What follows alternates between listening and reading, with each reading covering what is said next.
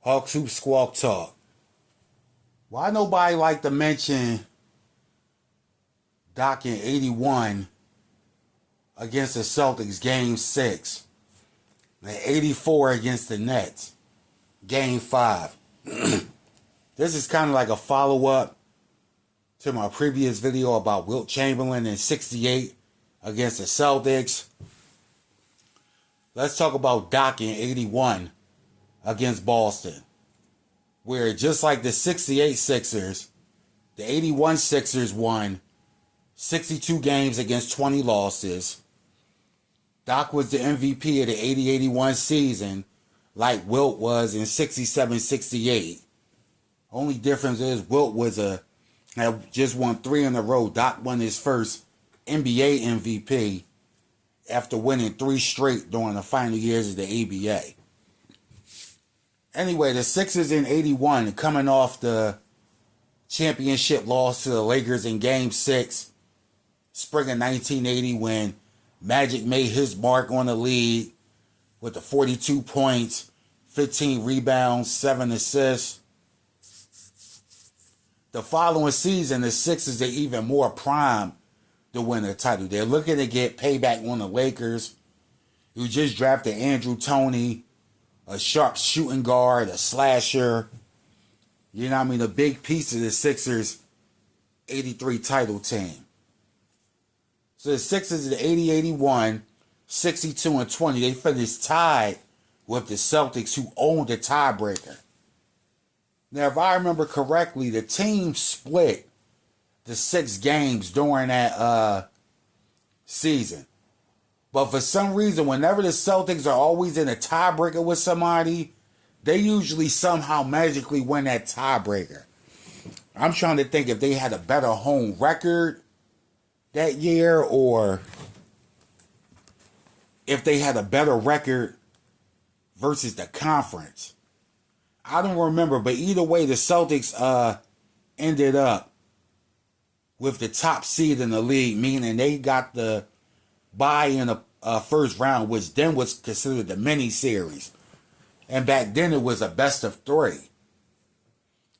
versus the best of 5 that they made it from 84 through 2002, and it's been best of 7 ever since 2003.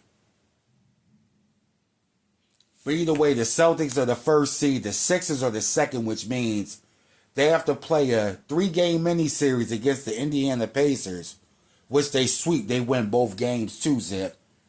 Then there's the classic 7-game series against the Milwaukee Bucks. This is the first of 6 playoff matchups between the two teams in the 80s.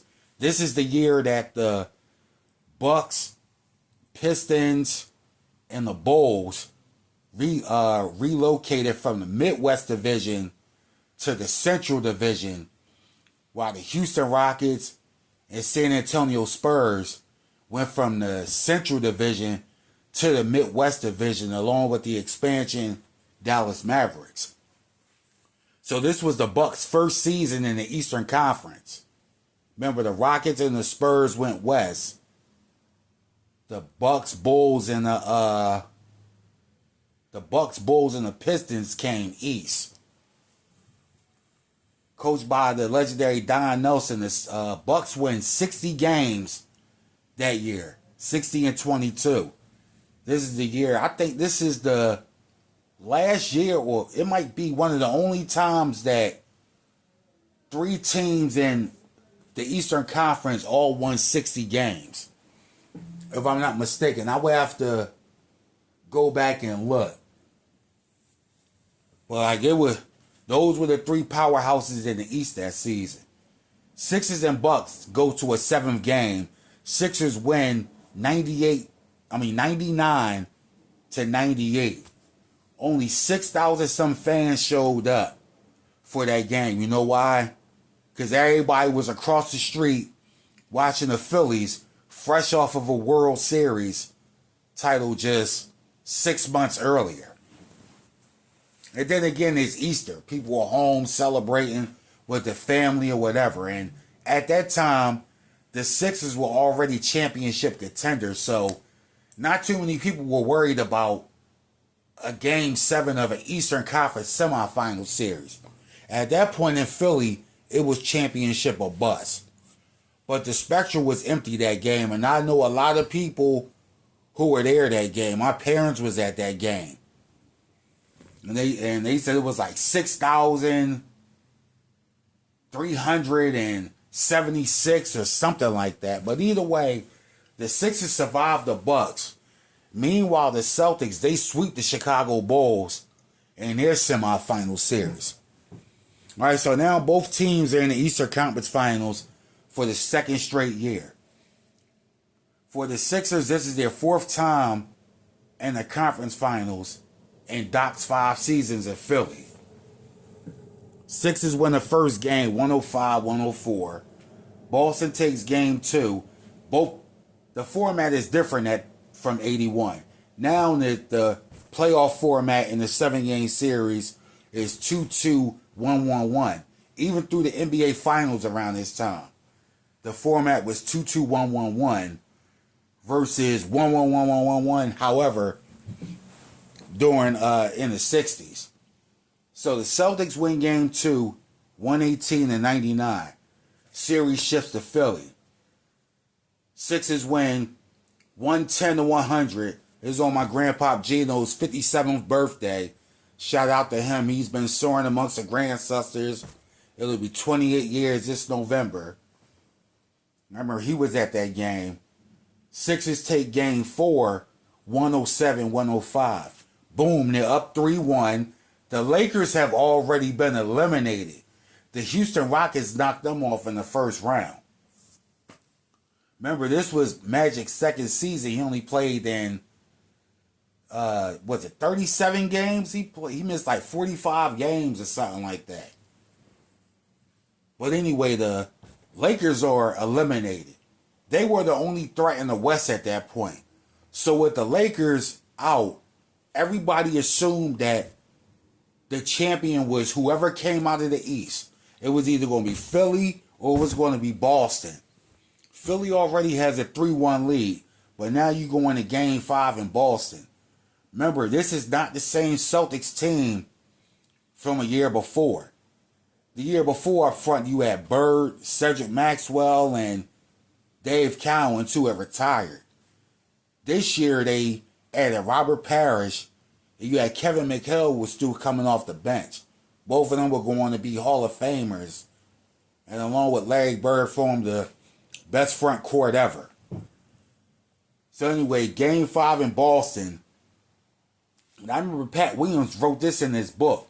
The Sixers had a game 1 into the final minutes of the game where they squandered the lead and Boston hanging on the win 111-109. Okay, no big deal. Celtics starved off elimination. Same thing they did in 68 in game 6.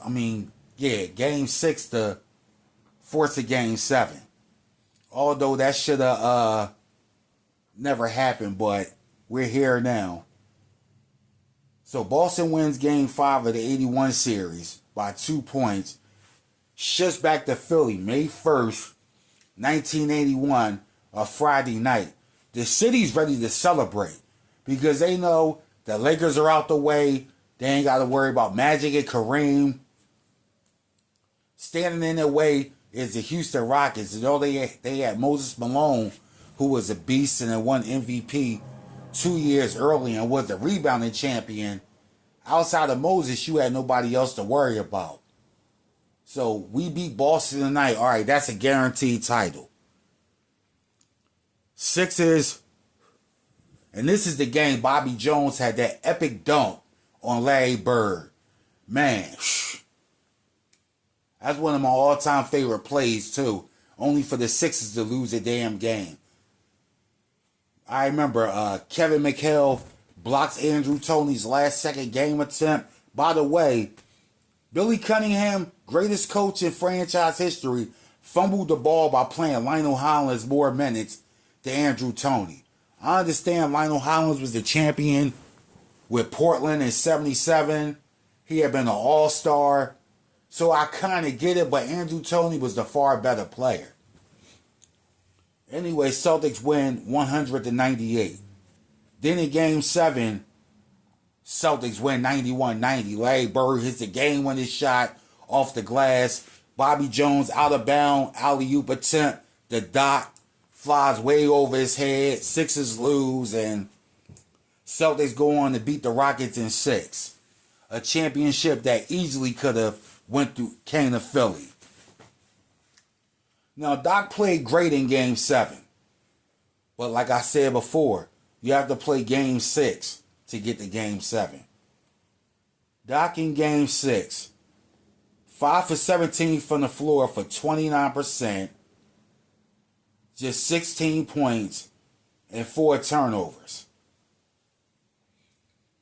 Doc, one of my all-time favorite players, you can't play like that in a closeout game. And no disrespect to Darryl Dawkins, may he continue soaring in the hoops heavens amongst the basketball guys. Anytime Darryl Dawkins is leading your team in scoring, you know what I mean, 9 times out of 10, you're probably not going to win the game. Not against a team like the Celtics. 5 of 17, that's unacceptable for Doc. He choked away a chance at the championship. And this got me banned from Sixers 24/7.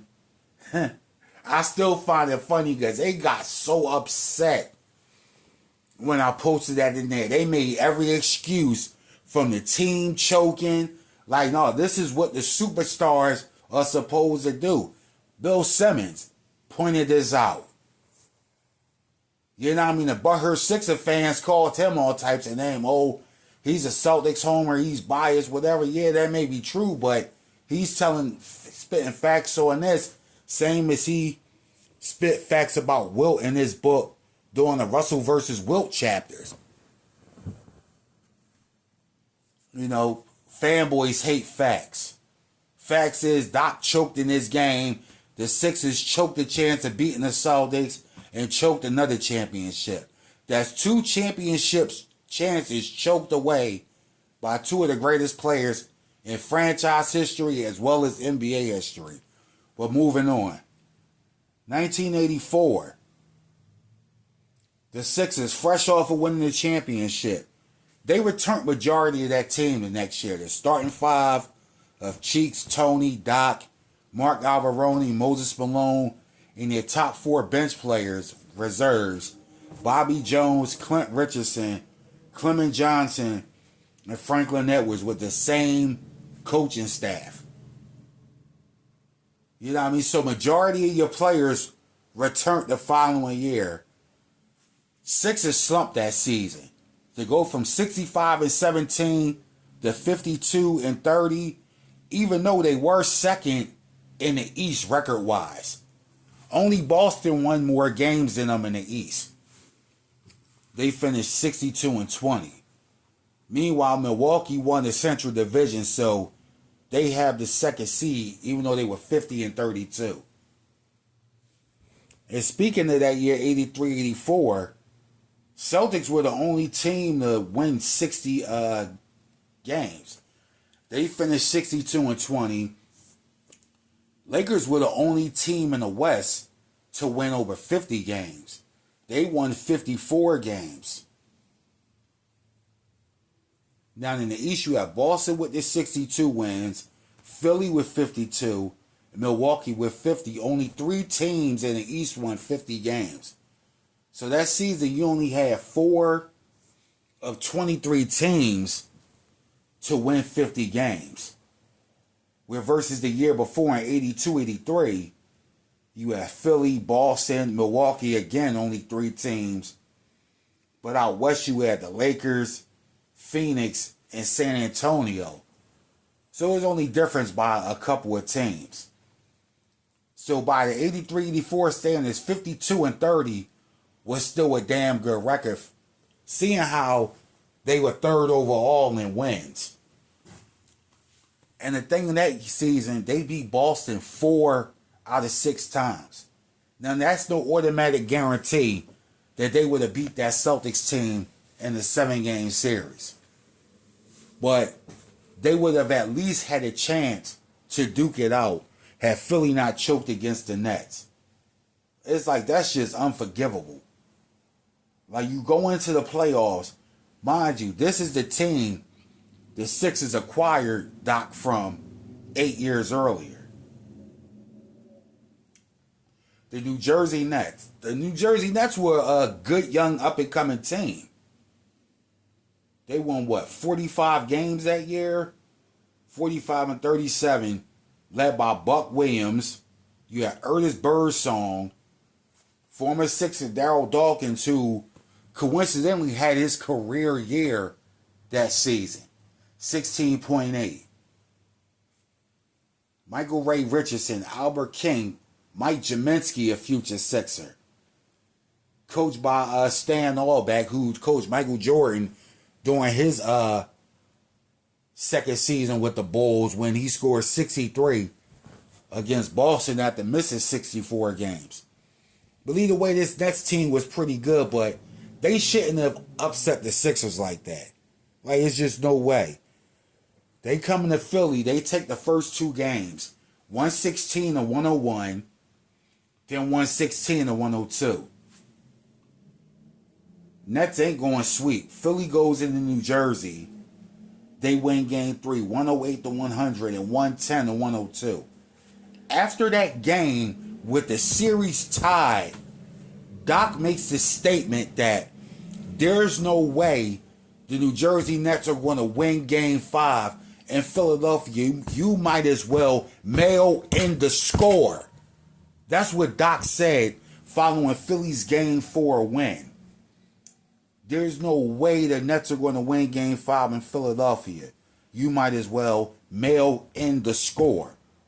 So Doc is guaranteeing a game 5 win. And this is Dr. J. So, everybody like, oh, Six is going win game 5. Everybody's expecting them to win game 5. Beat Milwaukee again in the second round. Then duke it out with Boston for the East throne. With the winner of that going on to play the Lakers. Sixers Celtics 84. I like the Sixers' chances. That would have been a great series. Unfortunately, we never see it. The Nets win 101-98. They played a good game. Michael Ray Richardson, 24 points. 6 rebounds, 6 assists, 6 steals, 6.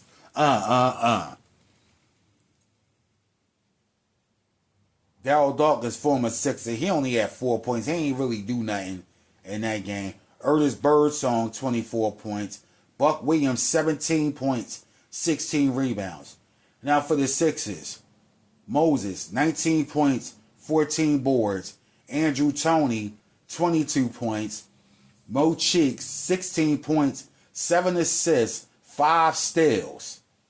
Bobby Jones, 12 points. At this point, Bobby Jones was the starter during those 5 games in the 84 postseason, while Mark Alvarone came off the bench. Julius Erving, 12 points, 10 rebounds, 4 assists, 2 blocks, 1 steal, 7 turnovers, 5 for 11 from the floor. Didn't shoot too bad, 45%. That's not bad at all. Made both of his free throws, but 7 assists and only 12 points after you made that bold, guaranteed statement. Doc, I gotta hold that. I gotta hold you accountable for that, Doc. Same as I did with Will Chamberlain in 68. Y'all still 2 of my all-time favorite players, but I have to hold y'all accountable for that.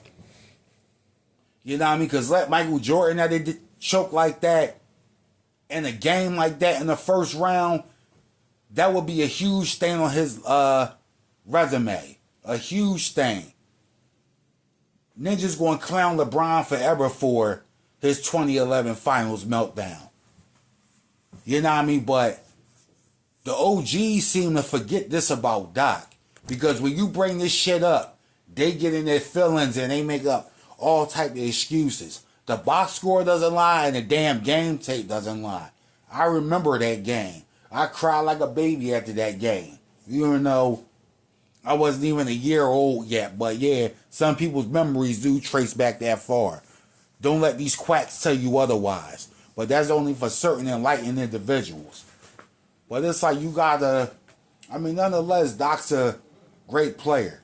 Played on the Sixers' last championship team 42 years ago. I mean, it's been too long now. But just imagine if you don't have that mishap. If the Sixers win the game, nobody would never bring this up because it wouldn't matter at that point.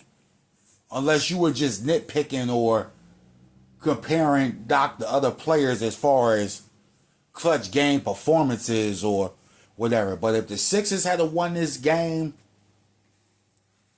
you wouldn't hear about this. 84, I think, Sixers and Nets, Sixers and Bucks, I think that series still goes 6 or 7 games to 84. 84, I think it might have went 7.